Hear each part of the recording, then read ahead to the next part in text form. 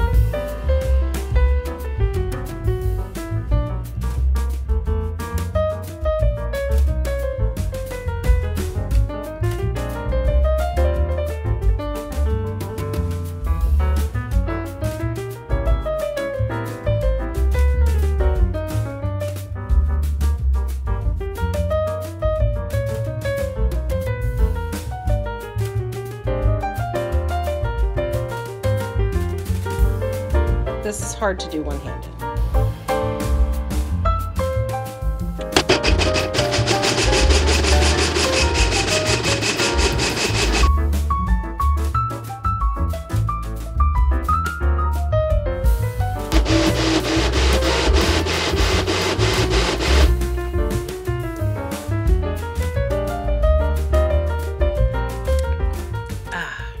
It's actually really good. Cheers, everyone. This actually is very good. I'm not pulling your chain. It's really good. There's no formal recipe or anything. Like you saw, I just sort of like grabbed handfuls and like threw it into the blender. And I got this recipe online. It's supposed to be anti-inflammatory ingredients, I guess. I'm supposed to use green tea instead of the peach oolong. I don't know how to say it. Hi, everyone. Weird intro, I know. I'm just kind of jumping back into this. Welcome to the Dorman Show. I'm Jamie Dorman. I haven't done this on this channel in a very long time. I think it's like been almost 2.5 years. It's been over 2 years.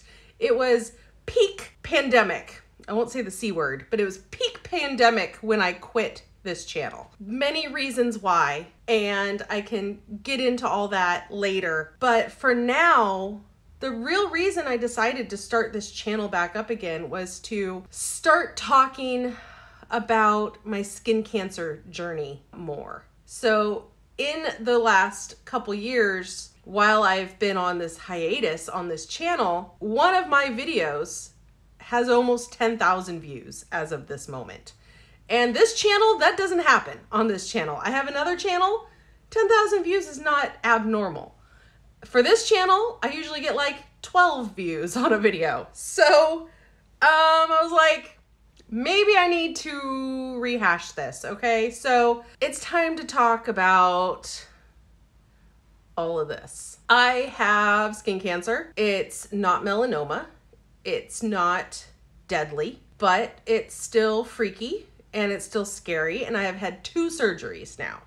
So where I left off before, and the video, the last time I talked about this, the video that has all of the views, I said I had been diagnosed with a basal cell carcinoma. And I am not surprised that that video got a lot of views because I did exactly what all 10,000 of you did when I got diagnosed with my basal cell. I went to YouTube and I went to the internet to try to find stories of people who have gone through this themselves. That's just kind of what you need when you hear the C word, not the COVID, but the cancer. They're both bad C words, but you know, the big C word. You just want to know you're going to be okay, and you want to know kind of what to expect. And the hard thing with it is that everyone's different, and it's hard to know what to expect. You kind of just got to do it, go through whatever your doctors are telling you to do, and hope that it goes away. Hope they get it all. Before I get into all of this, I'm going to say I'm not a doctor. I'm not a medical professional. Go to your doctor. Go to your medical professional. Go to the people who have studied for years and years and have the degrees and the science brains and everything, and listen to what they say. If you don't like what they have to say, go get a second opinion by another medical professional. Don't get any kind of medical advice from crazy stressed out moms on the internet. Okay? That being said, here's what happened to me. Here's my story. Here's my personal thing that I went through. Smoothie break. I gained a little bit of a brain freeze. I got a little too aggressive. Ugh. Too aggressive. Oh, it's cold. Can you get a brain freeze in your esophagus? So, right here on my nose, I had a scab, a wound. It was a small little dot on my nose that would not heal. I would wash my face. Sometimes it would break off. It would bleed. It was like a circle of kind of waxy scar looking tissue. And then in the middle, it was like an oozing wound. It was a wound. I had a wound on my nose for literally years, you guys. If nothing else that you take away from this, it's that if you have something weird on your body, go to the doctor. Don't wait years. Don't wait months. Go now. Make the appointment now. Call your doctor right now. Make the earliest appointment you can. Just go get it looked at, because it could be nothing. It could be you need a cream or an ointment. You could have a rash or something, you know, or it could be skin cancer. And you're not going to know until you go and get looked at and get checked out. So just go do it. Just go do it.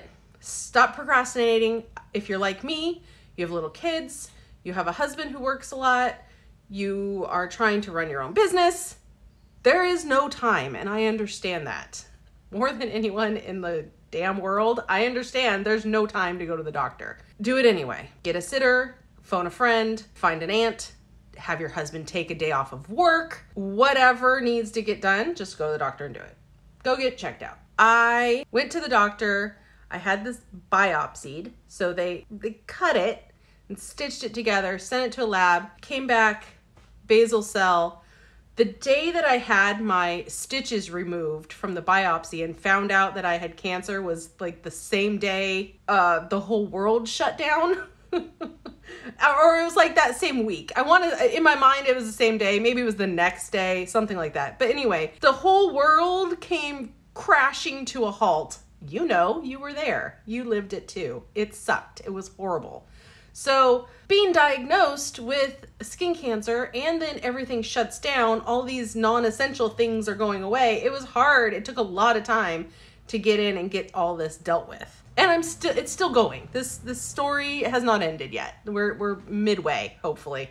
As you can tell by like the funkiness of my face, but we'll get into that. I ended up having a surgery to remove the basal cell carcinoma off of my nose. I am going to insert pictures into this because when I myself was looking for stories, I wanted to see these kinds of pictures. You may not want to. Close your eyes and just listen to the story. I'll try to say like, okay, pictures are gone. I'll make a sound or something. Like, okay, I'm going to show some pictures now, but not yet. So I had the cancer removed by Mohs surgery, M-O-H-S, at my dermatologist's office. Basically, they cut what looks like all of the cancer, dissect it right there and look at it and check all of the edges or the margins for cancerous cells.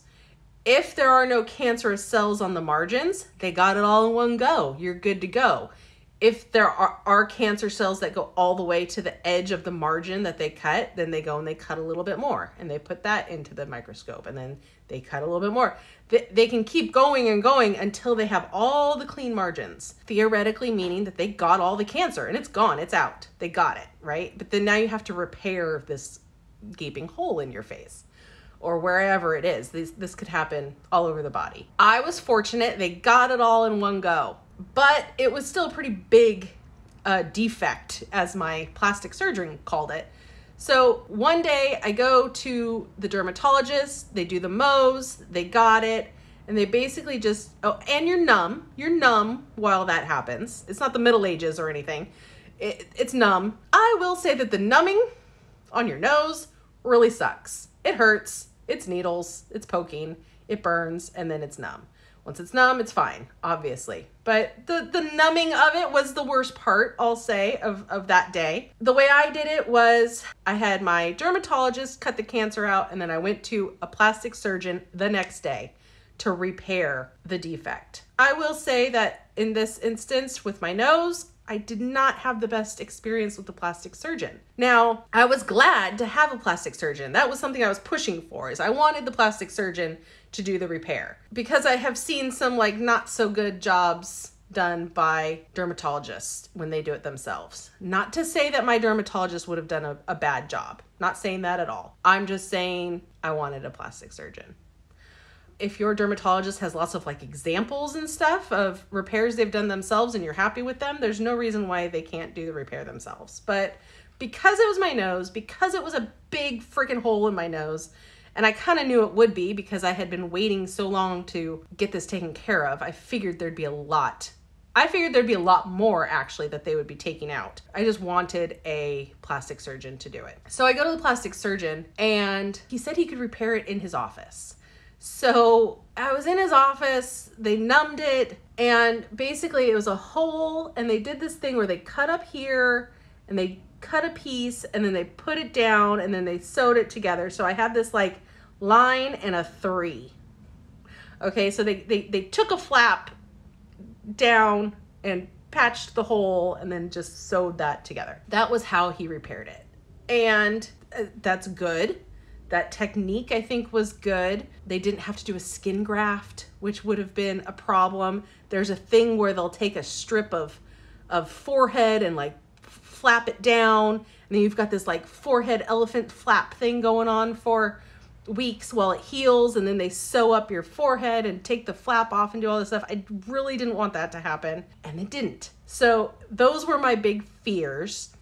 And they didn't have to do any of that. He was able to just take the skin on my nose, move it, and then sew it up. I bled a lot during my surgery. They had to cauterize a lot of stuff, and I was awake the whole time. He just numbed it. I was awake. It was in the office, like, yeah, come on by, swing on by. Like, very, like, too casual for my happiness. Not to say that you want to go under anesthesia if you don't have to, but I think in this instance, I maybe would have preferred to be under anesthesia. It was a lot. It was a lot to be awake for. It's right next to your eyes. So even though my eyes were closed, you feel like you can see it. You know, you feel the movement, you see the shadows in front of your eyes and stuff. And I'm just not good with medical stuff anyway. Not that I'm queasy or get affected by it in that way, but I'm like a hypochondriac, and I shouldn't have been awake for all of that. Now I'm going to enter some pictures. So if you don't want to see this part, I totally understand, but here's what happened. So like, close your eyes, look away, close your eyes, just listen. Here's what happened in my recovery of this. So because it was on my nose, so close to my eyes, and I bled a lot and he had to cauterize a lot, I think I swelled up and bruised more than he expected or more than normal for this kind of a procedure.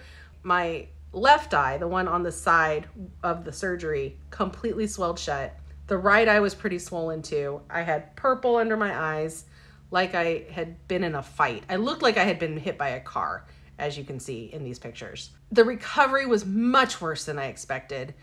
I even called the doctor's front office asking, am I supposed to swell up this much? Can I send a picture? because I was afraid I had a blood clot. Again, hypochondriac. I'm automatically going to think that I'm dying in every situation. No matter what's happening, I'm probably dying. But that's me. I don't just assume everything's going to be fine. I'm like, I'm going to die if I don't call the front office and send them a picture. And she wouldn't take a picture. She wouldn't accept a picture. She was like, no, I told you you're going to be swollen. It's fine. Like, she was kind of not nice. Not warm, not comforting on the phone. Not what I wanted. And I was nice, even though I was panicking, I was nice and I was crying, saying like, I'm in a lot of pain. My face is way more swollen. This is way worse than I expected. And she's like, no, I told you you would swell up and it's normal. It should go away in about 3 days. And it did. It went down in about 3 days. It did heal. Oh, the other thing that happened with that plastic surgeon is he left a stitch in my nose. Right? He took like a different type of stitch. And since I was awake, I know that it was the first one he did to like hold the flap in place before he stitched everything up. So it was not like one of the blue stitches, like the obvious ones. It was like more of a tan, like jute kind of texture. I know it wasn't jute, but I don't know what else to call it. It was a thicker rope-like kind of suture. If you know anything about medical stuff, you know what I'm talking about, and I'm saying it wrong, and I know I am, but I don't know the technical term.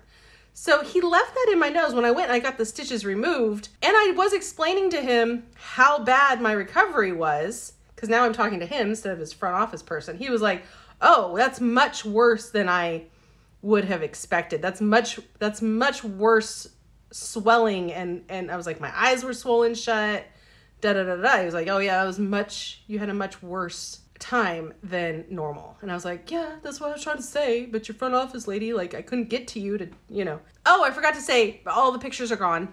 You can come back now. You can come back. I'm not showing you more pictures. We're good. There was nothing that needed to be done, I guess. It's just how my body reacted. I think, again, it was because there was so much cauterizing to stop me from bleeding. But as you can see, it has healed. Pretty well. I have no makeup on right now, obviously. You can't, there is like right here, this is like the circle part.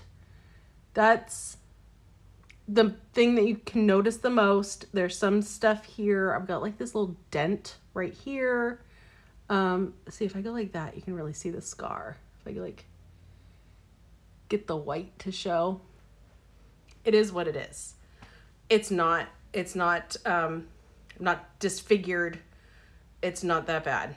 And they got it all. They got the edges. They got the margins. So I'm happy with it. It has flattened out pretty well. Again, there's just this like lump, sort of like circle here of like a part that I think is a little puffy. I worked on like rubbing the scar tissue, breaking the scar tissue up a lot. My dermatologist recommended like a silicone kind of pad to put on there to help the scar like flatten out and stay hydrated. All of that seemed to work really well. He also said there was like a laser thing that we could do if needed, but I didn't end up needing it. Like, my nose looks pretty much normal. The only thing is this nostril is higher up now because of like pulling stuff.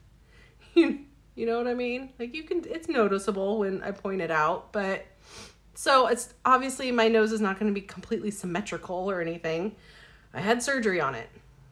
Now, I've had a second surgery, not on my nose. I had a cancer here on my cheek.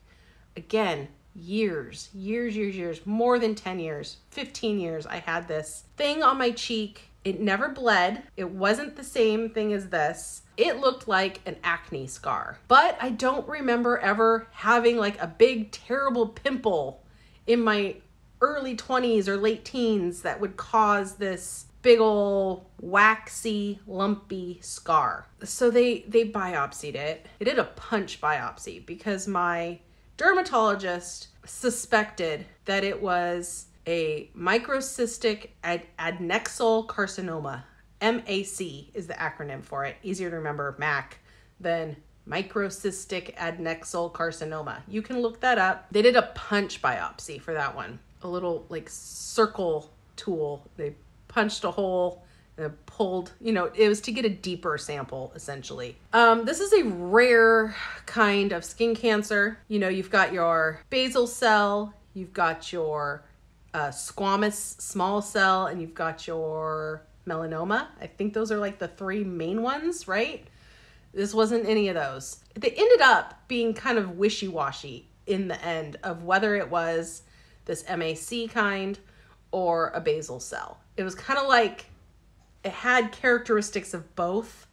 To me, that means if it has any characteristics of the MAC, then MAC is present and it's probably an MAC. But that's how my brain works. I'm not a scientist, like I said. So it was kind of like, I don't know. They don't know what it was, but it was most likely an MAC. So for that one, they freaked me out. Okay. My dermatologist, there's two like dermatologists, right? One guy I don't like so much. One guy I love. And the guy that gave me the results of this was the guy who's the bedside manner is not the greatest. Okay? Maybe he's great with some patients, but with me, it just, sometimes doctors rub me the wrong way. It's a me thing, okay? Here I am just complaining about all these different doctors I had. I'm a particular kind of person. He said, this is a rare and aggressive form of cancer. It can metastasize and spread, which is what I did not want to hear. And then Dr. Google told me it can go to your lymph nodes and it can turn into other kinds of cancers. So to me, I'm reading that as like, it can be deadly. Well, it's so rare. It's like all the case studies and things of people who have had this, they either had it removed or they didn't know that they had it and then they ended up dying anyway of something else. So it was not comforting to me.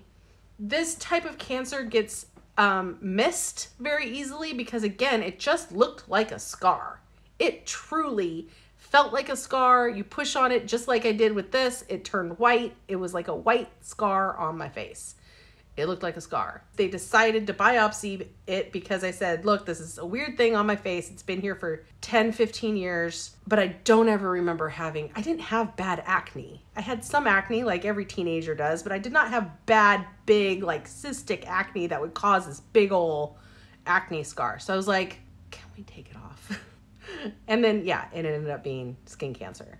So because of this type, he said on the surface, it could look like a dime, but underneath it could be $1.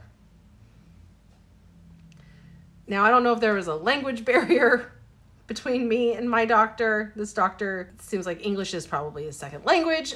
Maybe he meant a silver dollar, not a dollar bill. I mean, that would take up your whole face, right? But he basically said like, and also he looks like this when he talks. Like, I'm so sorry. You are dying of cancer. That's like the vibe he gives you. So I was freaking out, clearly.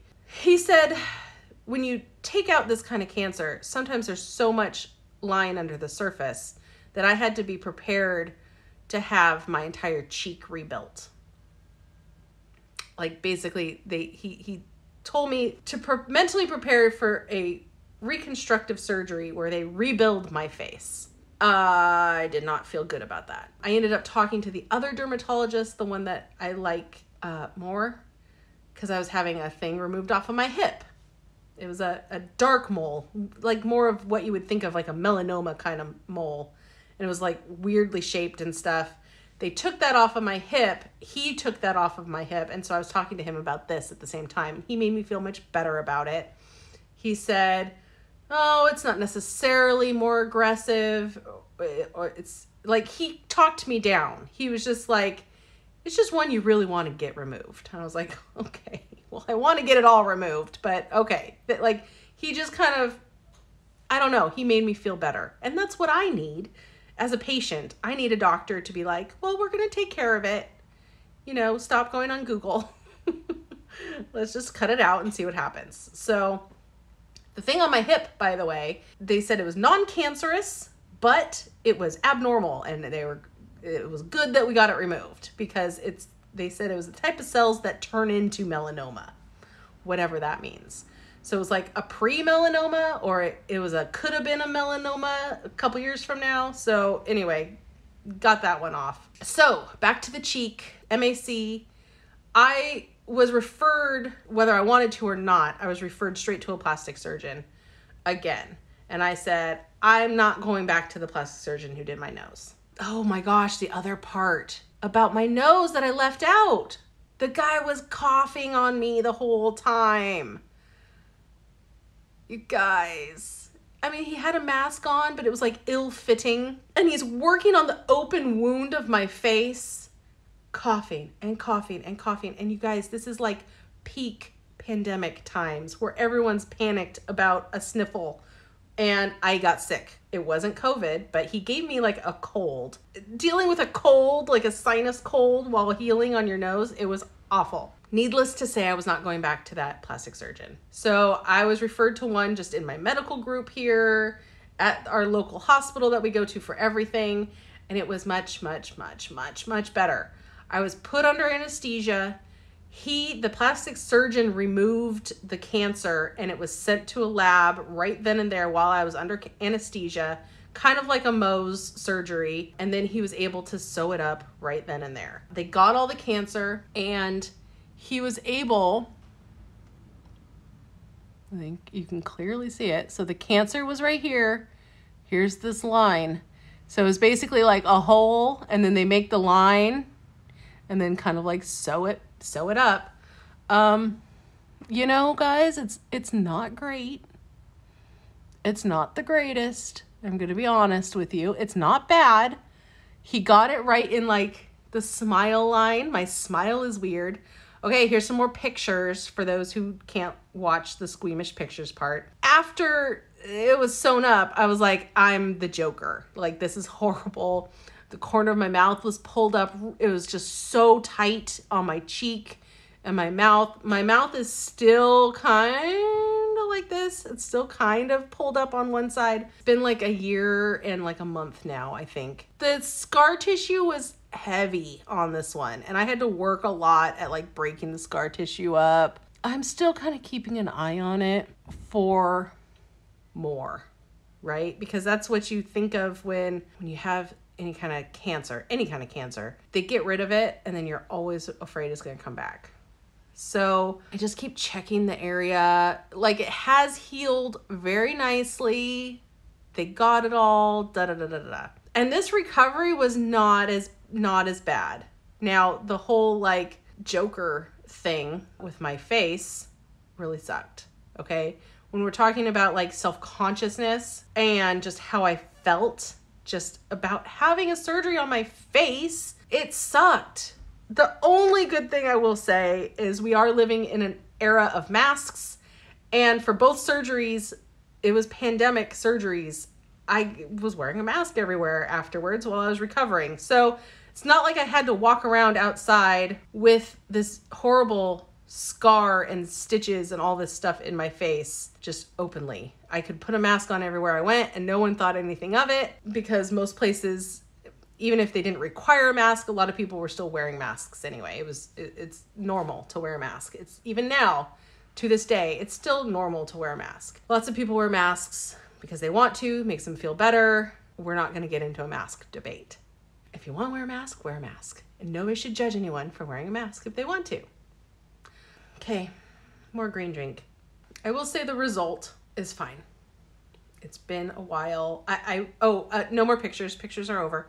A couple days after this surgery on my cheek, I went to my 20-year high school reunion with like a Band-Aid on my face. It kind of sucked because, everyone's like, well, what happened? Because it's like, obviously we got to ask you what happened. I wanted to even put it on my badge. Like, hi, my name is Jamie Bales Dorman. The Band-Aid on my face is because I have skin cancer. But I figured the more you talk about it, the more awareness you spread, the more.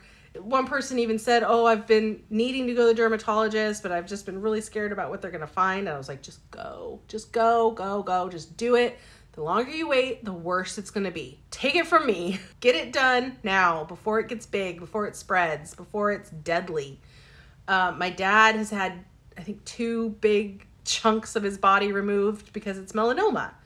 And that's what got me to go to the dermatologist in the first place, was my dad had melanoma. And I'm fair-skinned. I spent my entire childhood in the sun.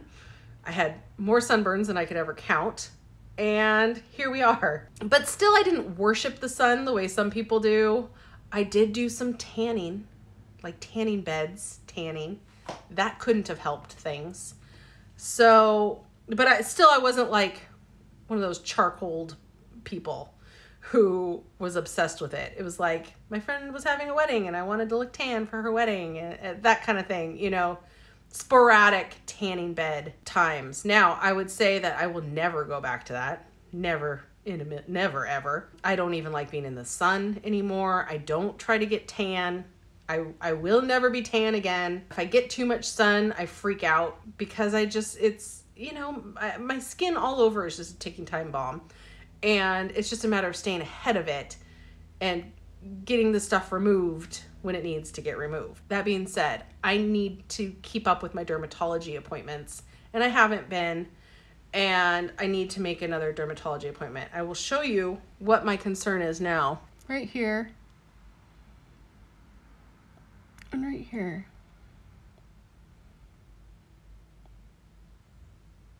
I don't know how focused we are right now. Especially this one looks a lot like what this one looked like. So you can kind of see it's white, it's hard like a scar, and it's kind of circular with like a divot in the middle. This one too. This one for like, I don't know, a couple weeks I thought it was like an underground pimple, and I kept trying to pick it and pop it.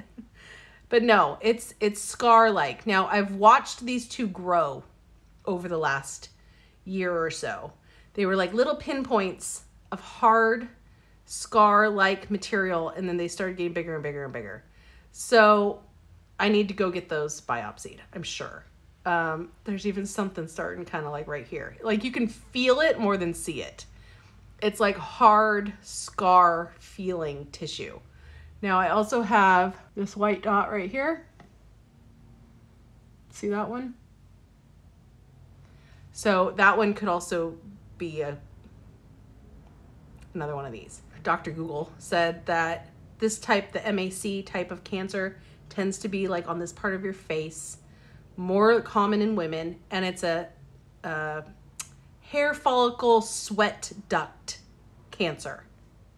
So it's like a sweat gland, sweat duct cancer of the face, mostly, but they can be elsewhere. And again, they can spread.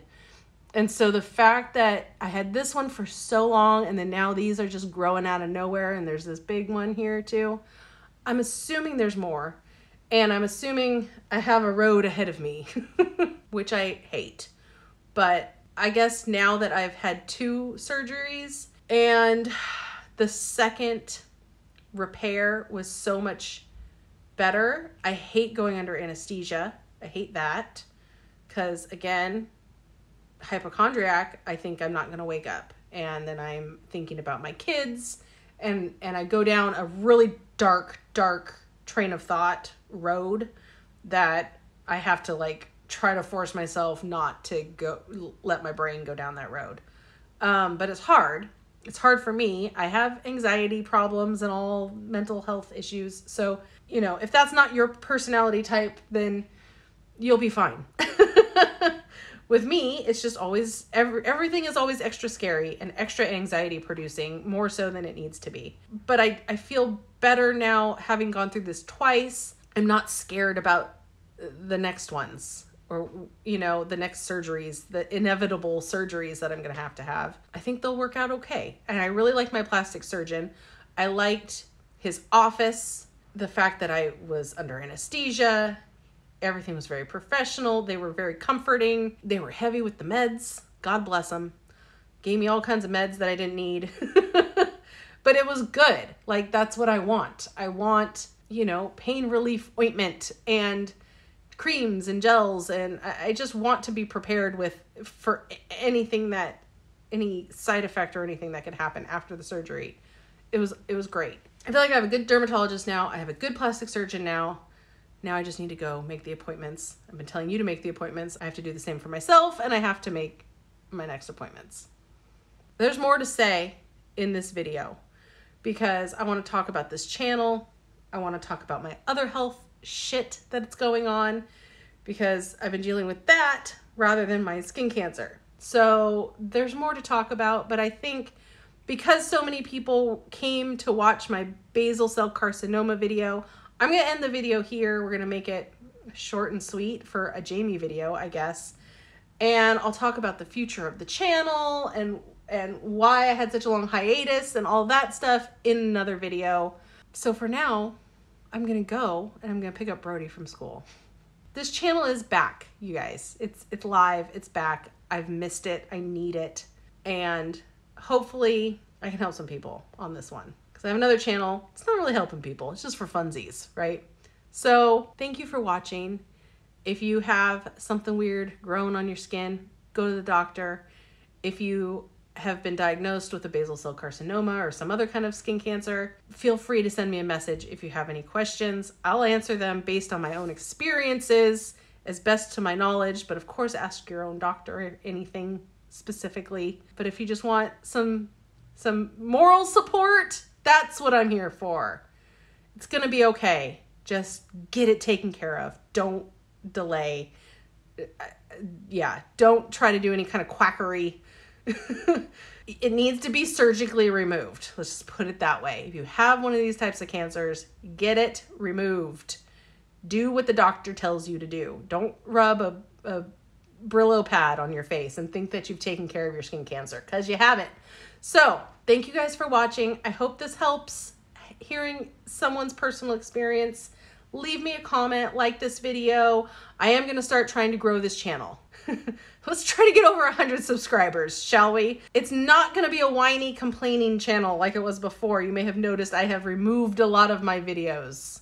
I've made them private because I went back and I watched a lot of my videos and I was annoying myself.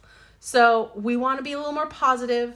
We want, you know, more cute kids. But anyway, I'll get into all that in another video. For now, thank you for watching. I hope you're okay, and we'll get through this together. So I'll see you in the next one. Bye, everybody.